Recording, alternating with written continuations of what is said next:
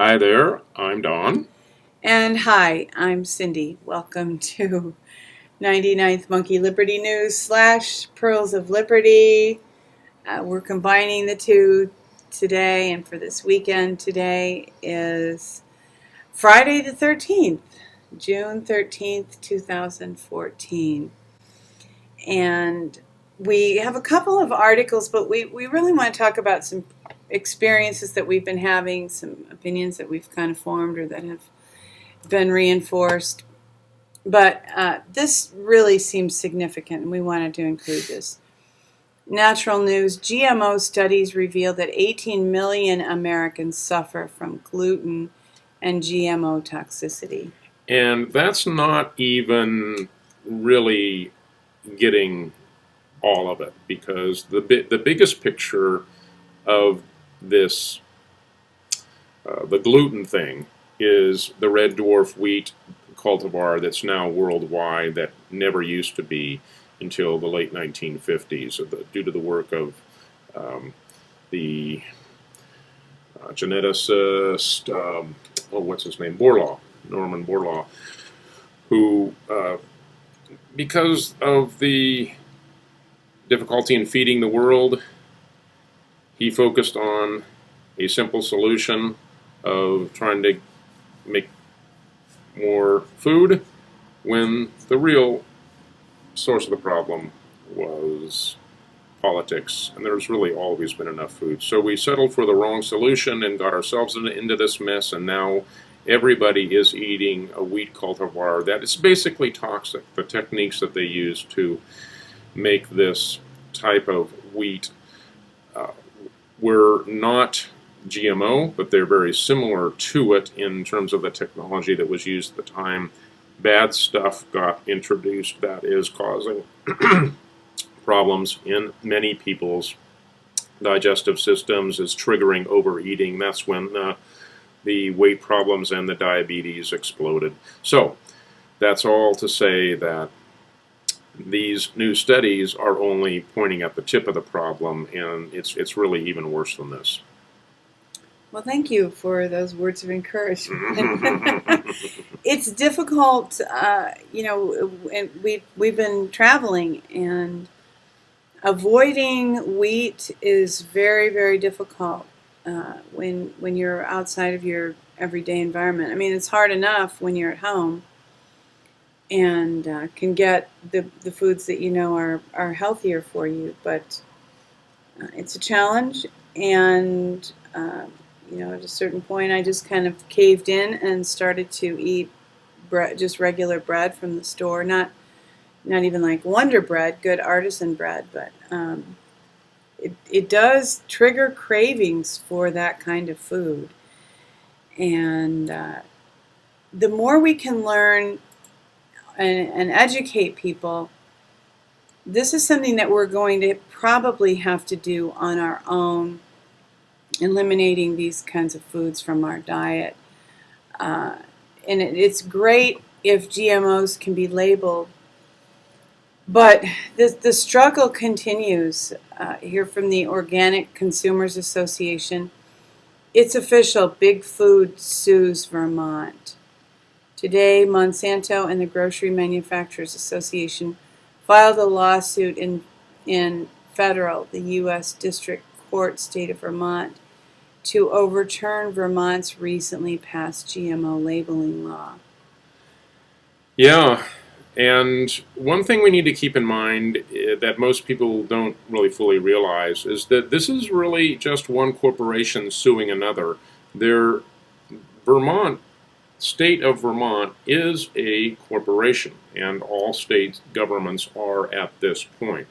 I only know the details of, and somewhat it's sketchy at best, of California. There's two constitutions. There's one that was, I think, 1849, and then there's another one that's 1879 or something like that. I may be totally wrong on the years, but that's a rough ballpark.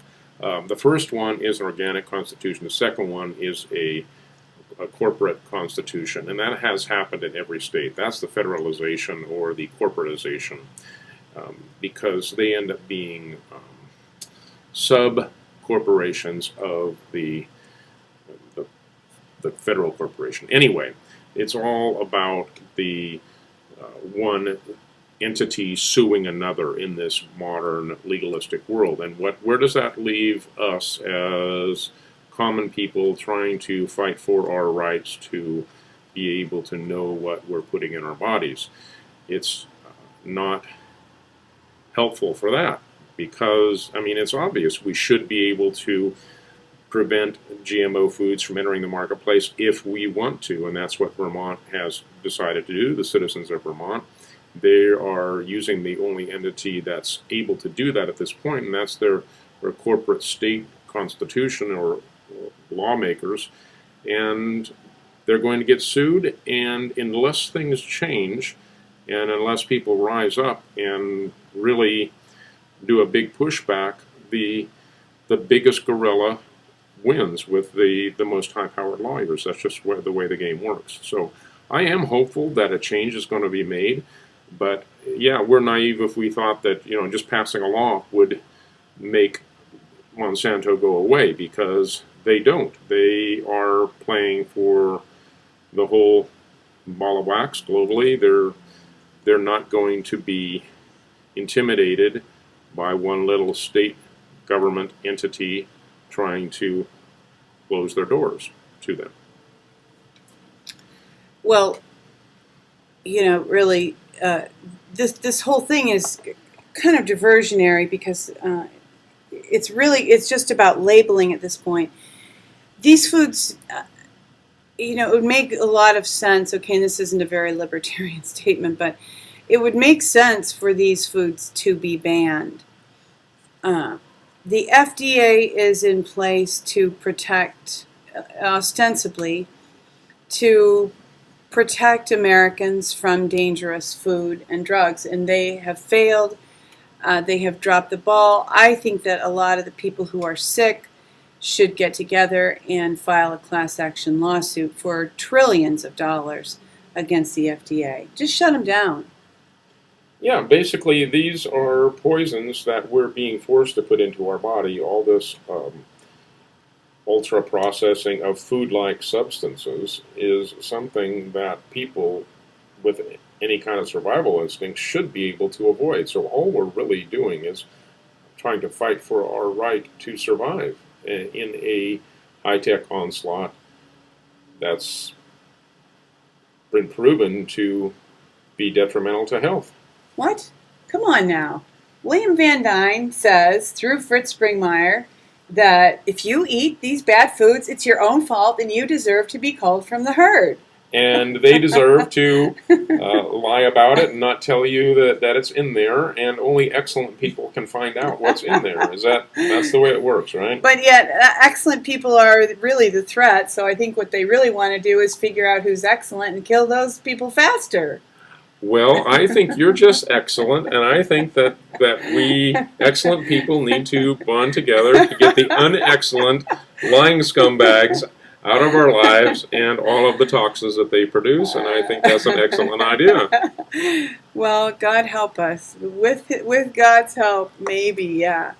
But like I said, I'm not that excellent, because I certainly did enjoy that bacon at those breakfasts and those biscuits made from wheat flour and all the toast I ate. Yeah. The nutritional stuff is good for you, and it tastes good too. The real healthy food. We're going to get into that in a minute. Yeah, sure. There really are answers. There's a bit of good news here. Now, this might, be reversed at some point in the future, but from Motherboard is an article, "The government can no longer track your cell phone without a warrant."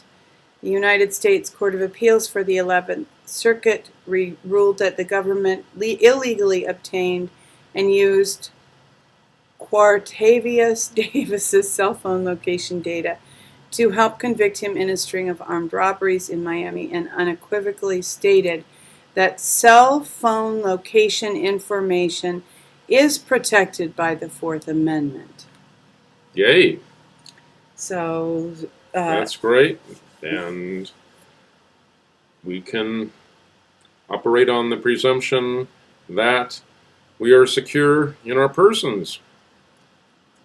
And even if it's overturned, we still will, because it's all about being free. It's not about what the amendments to the Constitution, the Bill of Rights, the 10 First Amendments says you can do, and then you have to live by that. No, those were written there because they were self-evident for free people, and free people will continue to act on that basis, even if all 10 of the Bill of Rights are repealed or invalidated, or however they want to try to shove them off to the side. Free people will be free. Like Malcolm X said, if you don't wait for somebody to give you your freedom, if you're a man, you stand up and take it. And that applies to women too, of course. Well, good to know that.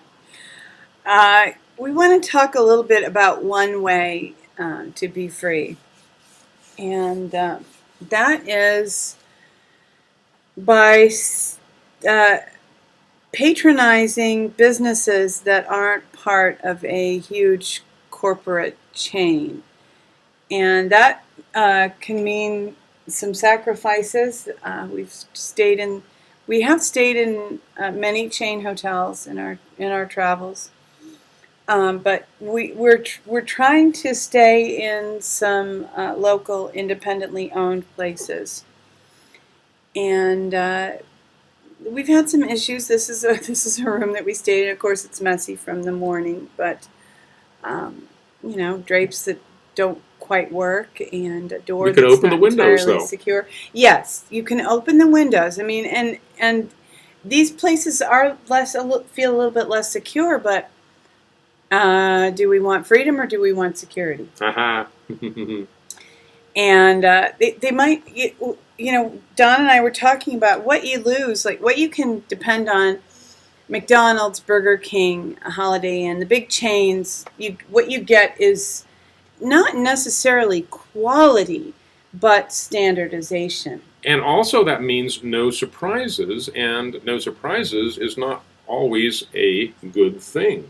What that means is no good surprises. The other night, and I enjoyed this more than Cindy did, but there were some, in the lobby of the independent hotel that we stayed at, there were some bluegrass musicians that were just playing, even though nobody was there. But the manager, we had a good conversation with him when we checked in, and he invited us over to listen to the bluegrass. And so we did. That would not happen in a chain hotel. No, it wouldn't. And it's real people with real lives. And we have found that staying in an independently owned place, we are less likely to be asked why we are traveling, where we are going, who we are seeing. Because we have been asked that at virtually every chain hotel that we've stayed in. We've gotten that grilling. In contrast with when you're talking with somebody that is not working for the NSA, CIA spy grid, you have conversations about your pets and animals and real things in your lives that have absolutely no interest to national security, but allow people to connect. So we're not saying that we're avoiding this connections of people to people. We're saying the opposite. We're saying you can have real connections and talk about real things, and you know that it's not going to get back to the NSA, or at least it's very unlikely to, or less likely to. And it's an adventure, We always have colloidal silver with us, and and we just if we happen to have bugs around, we have some lavender essential oil and some peppermint essential oil. So but it definitely is an adventure. Again, you can't tell exactly what to expect. And before we move on, I do just want to mention, if you're planning your traveling, you probably already very aware of this. If you use your computer very much when you travel, Wi-Fi connections are very spotty, even in some of the chain hotels. Really difficult to get it to work properly. Yeah, so we've actually taken advantage of doing the personal hotspot, and then, of course that makes us more trackable, but it gives us some dependability in our connection. Yeah. Um, as to standardization, sometimes when things are not, when you're in a privately owned business and not a part of a chain, there's no standardization. Sometimes what you get is much higher quality than you would find with standardization. What's this Amish thing? Well, disclaimer here. I'm not saying that, Fritz Springmeier has kind of advocated the Amish way of life. Love the way of life, but being that indoctrinated is not appealing. I mean, they definitely have somewhat less freedom, but they have fabulous food. Yeah, and you can depend on it being not GMO and no additives, etc. So it's great stuff. We found a place here where we missed breakfast, we got lunch, and they had sandwiches, and that was awesome. And the other day, the day before this, we don't have a picture of it, but well, maybe you do, but because I know you took a picture of that empty parking lot. But there was in Dayton, Ohio, we searched for a natural food store and really hit the jackpot. They had all these little independent discoveries that Cindy and I have made. I would say 80% of them were there in that store, and we were pretty much blown away from, and then I learned some more stuff. Throw out one name, MotherEarthLabs.com makes a great multi-liquid vitamin that I'm now planning on replacing the one I've been using. And just there's these discoveries, and it's exciting. If you live a life going to chains, you get predictability, but you miss out on adventure, and that's highs and lows, and that's life. That's real life. Absolutely. It is real life, and a lot of what we've lost with the New World Order impositions and the move toward Agenda 21 is a separation, being removed, taken up off the land. And that is kind of one of the patriot phrases is on the land, living man on the land. And when we become real involved in these corporations and give them our patronage, they will pick us, they will remove us from the land. They don't want us to be on the land. And obviously these people are on the land, and so are a lot of the small business owners. Moving on to...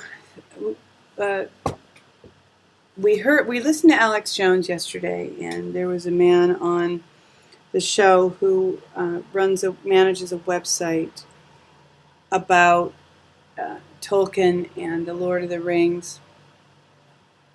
And what he said was in pretty much, it wasn't diametrically opposite of what Fritz Springmeier wrote here. But in spirit, it certainly contradicted it. Because the implication here, although the facts may be true, the implication is that Tolkien accepted or even supported, promoted the New World Order, and that is very far from the truth. Well, yeah, the implication from what Fritz wrote in his conversation, because apparently he knew about this information coming out, so they were trying about these an old speech that Tolkien gave, and that's going to be public as soon as they finish remastering it. We heard a little clip of it the other day on the Alex Jones show. Anyway, of course, the Illuminati that Fritz is in touch with knew that this was going to be coming out, so they got the jump start on it, and that got recorded in Cindy's blog. And the point that Fritz made in writing that blog was that the wizards in the new modern system are the Rothschild banking barons. It was the five wizards being the five Rothschild brothers or sons, and that is not what Tolkien was saying exactly. Because The wizard, what you have to understand is people that maybe haven't read all the books or the Silmarillion and all of that, Tolkien's whole background lore about the Lord of the Rings, is that Gandalf was pretty much a renegade wizard. He was fighting for the forces of good, and he would not touch one of the rings of power, one of the 9 rings. When Bilbo or Frodo offered it to him, and because he knew the dangers, and he allied as that wizard, as a sort of more or less renegade wizard, he allied himself with the hobbits. And Tolkien himself thought of himself as a hobbit. And there's a great quote that that came out in the show the other day from this recent talk being made, or this talk of Tolkien that recently is now public, basically saying that the hobbits need to outlast the wizards, or may the hobbits outlast the wizards. And the wizards are the people that are trying to engineer our society. Again, Gandalf not fitting into that pattern. So, what is detailed in Cindy's response to this blog is along those lines. It's about the evil being exposed, which Tolkien was absolutely brilliant at. So if you take it on the face of it, that the Rothschilds were the wizards, that makes people think they were good, but no, they were profoundly evil, and Tolkien himself made that very clear. Absolutely, and this interview was very encouraging on Alex Jones yesterday. If you have the time and you're interested in Tolkien, this is comes highly recommended. And might as well just as a little aside here,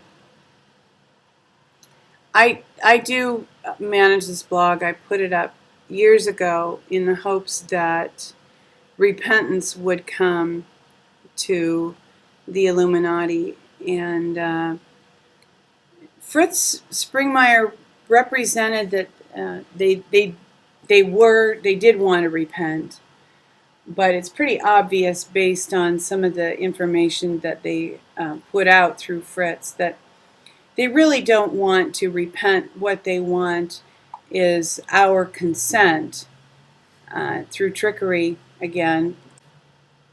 So I decided a few weeks ago that I'm not going to be posting Fritz's blogs on this blog, and Fritz's Facebook posts on this blog, and I think he's posting them on his own website, but I don't want to be a party to promoting lies and deception, just put it quite bluntly. And Don had an interesting experience this morning. We wanted to talk about duplication anyway, and the importance of replicating information, everybody having a blog, everybody making videos. And this is kind of an example that the other side is definitely doing that. Lancet classifies fluoride as a neurotoxin. About bloody time. What's the real truth? And Don had 2 different people, at least 2 different Twitter accounts, write exactly the same comment back to him. Yeah, and first of all, this, they're saying I'm misinformed, and here's a link to set you straight. And it turns out that the link that they're saying is a rebuttal of course, it's a very general rebuttal, and it does not say what they're saying it says. It says, their comment says, Lancet did not classify fluoro as a neurotoxin, read Bad Science on Fluoride. Well, this article came out before the Lancet article that my link on my tweet actually reported on. So the debunkers are actually the misinformationists. These people are trying to keep the truth from coming out, but as I point out in my reply, Sorry, but debunking the danger of fluoride, it just won't work anymore. Too many people know the truth. There's too much evidence. So that is what is going on. It looks like, things like this give you a clue. They really want to stop the groundswell of opposition to fluoride, because that is a major ingredient in their dumbing down and control system of the people. They don't want that to end. And there you go. So again, there were two people immediately, or two accounts. And one thing that Alex Jones said yesterday, and that he said a lot, but just made more sense in the light that he said it yesterday. The more people who have blogs, who have Twitter accounts, who have Facebook accounts where they post liberty messages, who create videos, the more difficult it is for the NSA or anybody who is trying to shut down liberty messages to track everything. They can't track everything. So the more of us who are out there doing things, and we know that we don't get that many views on our videos, we don't care. We are just putting it out there because we feel like it's the right thing to do. So the more people who do that, the more people who get this out there, the stronger the cause will be. And this is a video that emphasizes that idea, that develops that idea. Yeah, this is a former CIA. This is agent that knew what was coming. A patriotic American, a white hat, if you will, from this former CIA, and he knew what was going to go down. And I believe that this was actually in the 90s that he put this out, that later became a YouTube video. It's one of my favorites in telling people how important it is to blog, because the media lockdown was slated to happen, or starting to happen already. The main point is, the more of us that do this, the harder it will be for the control system to track us down. You got to stand up. You got to fight for the right to be free. And this is the most important way to do it. Absolutely. So we thank you for tuning in for 99th Monkey Liberty News / Pearls of Liberty, and hope that you have a great weekend. As always, we remind you to see the world the way that it really is. See yourself in it. Walk your walk. You are the one you've been waiting for.